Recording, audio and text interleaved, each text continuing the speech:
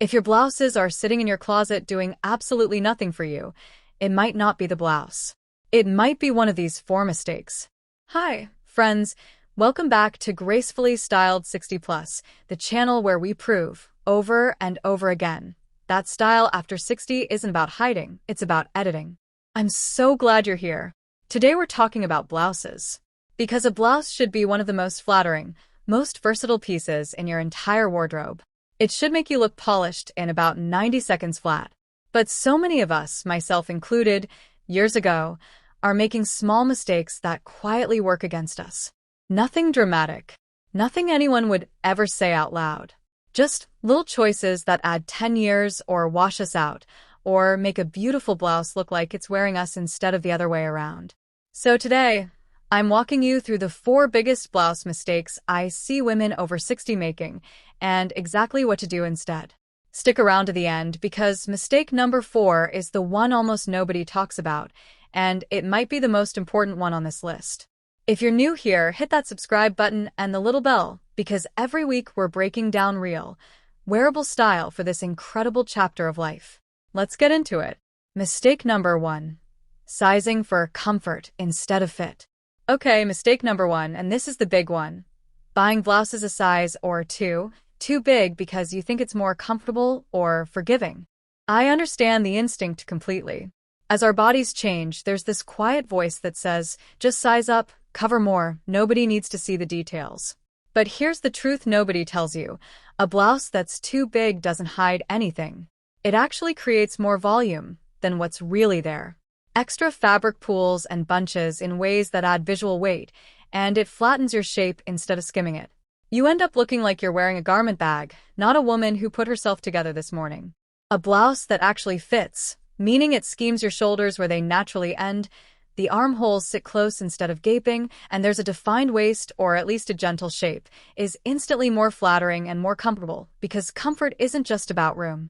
Comfort is also about not tugging at a neckline all day or rolling up sleeves that are too long.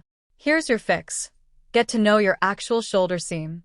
This is the single most important fitting point on any top. The seam should sit right at the edge of your shoulder, not drooping down your arm, not pulling up toward your neck. If you get that one point right, everything else tends to fall into place. And please, don't be afraid of a tailor. I say this every single episode because it's true every single episode. A $5 or $20 tailoring fix can take a blouse from meh to where did you get that? Taking in the side seams by even an inch can completely transform how a top moves on your body. One more thing on this. If you're between sizes, size down and let a tailor add a touch of room where you need it, rather than sizing up and drowning in extra fabric everywhere else.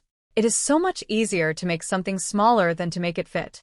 Mistake number 2, ignoring neckline and your face. Mistake number 2, wearing whatever neckline is on the rack without ever thinking about what it's doing to your face. This is such a big one because listen, after 60, our faces change. Softness shows up along the jaw, the neck changes, and certain necklines that used to look effortless can now add years instead of taking them away. A crew neck that sits high and tight, for example, can shorten the neck and draw attention to exactly the area a lot of us feel most self-conscious about. But here's the good news. This is completely fixable, and it doesn't require buying an entirely new wardrobe. It just requires understanding what opens you up versus what closes you in. V-necks and soft scoop necks are your best friend after 60, hands down. They elongate the neck, they draw the eye upward toward your face, which is exactly where you want it, and they create this lovely open, elegant line. If a V feels like too much skin for your taste, look for a modified V, sometimes called a sweetheart or a notch neck. You get the same lengthening effect with a little more coverage. Collared blouses are wonderful too, but here's the trick. Look for a collar that has some structure and stands slightly away from the neck, rather than one that lies completely flat and close. A little bit of lift there is instantly more flattering. And a personal favorite of mine for this age group, the tie neck blouse. A soft bow or tie at the neckline does something magical. It draws the eye to your face, it adds a little bit of texture and interest right at eye level, and it has this wonderful old Hollywood polish to it. If you haven't tried one, I promise you, it might become your new go-to. The mistake isn't wearing a crew neck ever again. It's wearing crew necks exclusively without ever trying something that opens up your neckline. Even swapping in one V-neck or one tie-neck blouse into your rotation can change how put together you look instantly. Mistake number 3. Sleeve length that works against you. Mistake number 3, and this one is so underrated, not paying attention to where your sleeve actually ends. We talk a lot about necklines and hemlines, but sleeve length is doing so much quiet work for better or worse. Here's what happens. A sleeve that ends right at the widest part of your upper arm draws attention to exactly that spot. It's the same principle as a hemline hitting at the widest part of your calf. It's just not the most flattering place for fabric to stop.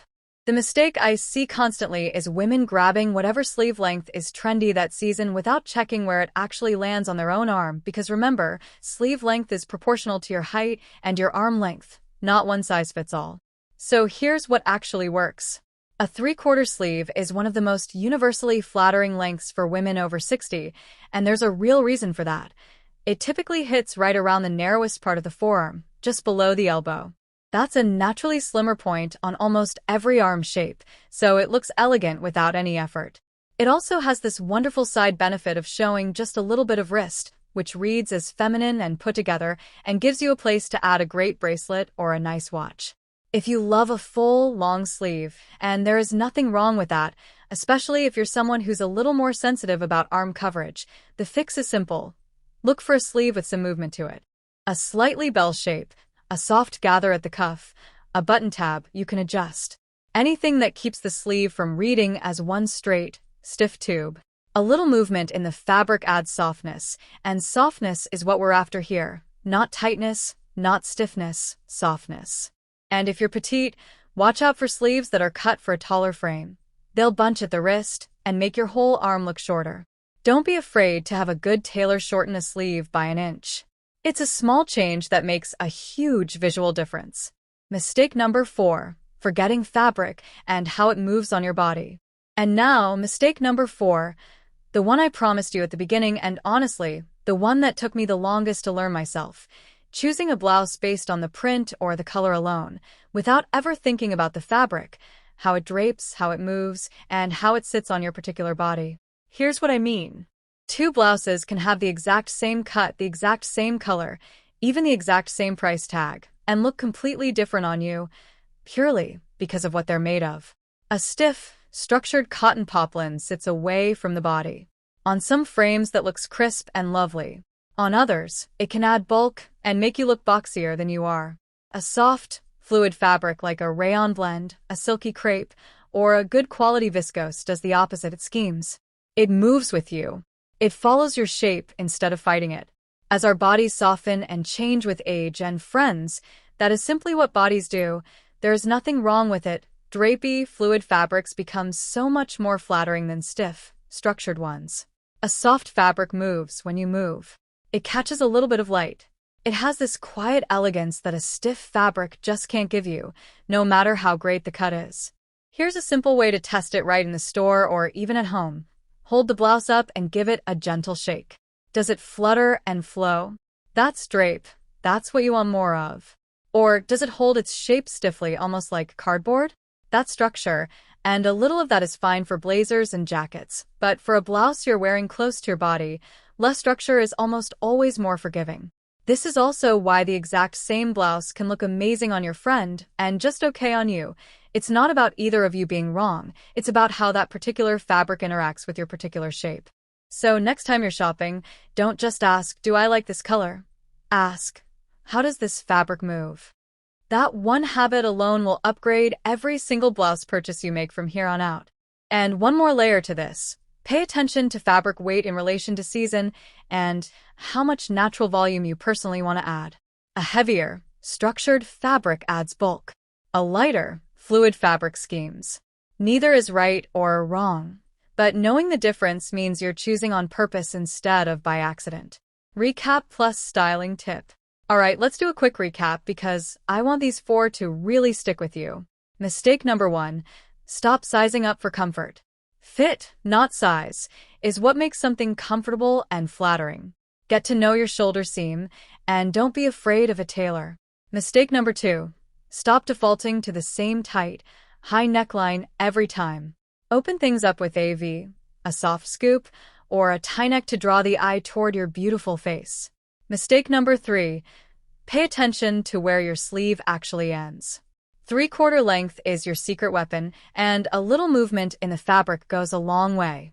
And mistake number 4. Stop shopping by color and print alone. Learn to feel for drape. Soft, fluid fabric is going to be your best friend for the rest of your style journey. Here's my challenge for you this week. Go into your closet right now and pull every single blouse you own. Sort them by these 4 things: fit, neckline, sleeve, fabric. I promise you'll immediately see which pieces are working for you and which ones have quietly been working against you this whole time. I would love to know which of these 4 mistakes hit closest to home for you. Drop a comment below and let me know, because I read every single one, and honestly, some of my favorite future video topics come straight from you.